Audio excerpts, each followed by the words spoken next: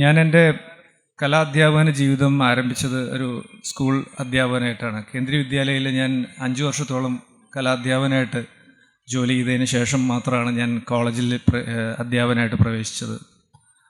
അപ്പോൾ ഈ 5 വർഷക്കാലം എനിക്ക് സത്യത്തിൽ കേരളത്തിൽ മാത്രമല്ല ഇന്ത്യയിൽ തന്നെ കലാവിദ്യാഭ്യാസം, അതായത് പൊതുവിദ്യാഭ്യാസം, ഈ 12ാം ക്ലാസ് വരെയുള്ള പൊതുവിദ്യാഭ്യാസ ഒരു കാലഘട്ടത്തിലെ ഈ കലാവിദ്യാഭ്യാസത്തിൻ്റെ നിലവാരം, അതുപോലെ അതിൻ്റെ പ്രതിസന്ധികൾ എന്തൊക്കെയാണെന്ന് ശരിക്കും പഠിക്കാനും പറ്റി. വളരെ ബുദ്ധിമുട്ട് തന്നെയാണ്. കാരണം ഞാൻ 1ാം ക്ലാസ്സിലെ വിദ്യാർത്ഥികളെ മുതൽ 12ാം ക്ലാസ്സിലെ വിദ്യാർത്ഥികളെ വരെ മാറി മാറി ക്ലാസ് എടുത്തുകൊണ്ടിരുന്നതാണ്.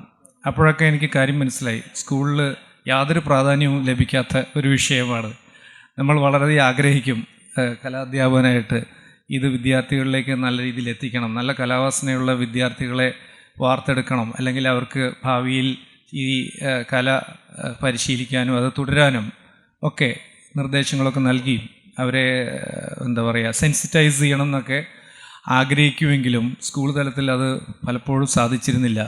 ഇതിൻ്റെ പ്രായോഗികമായിട്ടുള്ള പല ബുദ്ധിമുട്ടുകളാണ്. ഒന്ന്, നമുക്ക് വേണ്ടത്ര ഒരാഴ്ചയിൽ ഒരു പീരീഡൊക്കെയാണ് ഒരു ക്ലാസ്സിന് ലഭിക്കുന്നത്. അതുകൊണ്ടൊന്നും സാധിക്കില്ല.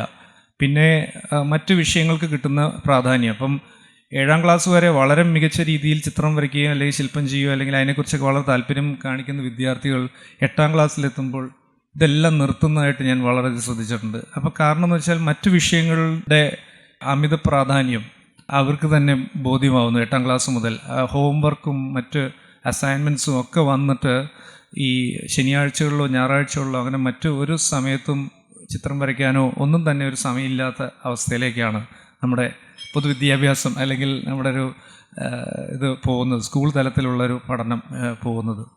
അപ്പോൾ ഞാൻ ആലോചിച്ചൊരു കാര്യം വെച്ചാൽ, പിന്നെ എങ്ങനെയാണ് ഫൈൻ ആർട്സ് കോളേജ് പോലെയുള്ള സ്ഥാപനങ്ങളിലേക്ക് വിദ്യാർത്ഥികൾ എത്തുന്നത്? അവർക്ക് എങ്ങനെയാണ് പിന്നെ ഈ വാസന നിലനിർത്തിക്കൊണ്ട് അല്ലെങ്കിൽ അതിൽ കൂടുതൽ പരിശീലനമൊക്കെ ലഭിക്കുന്നതെന്ന്.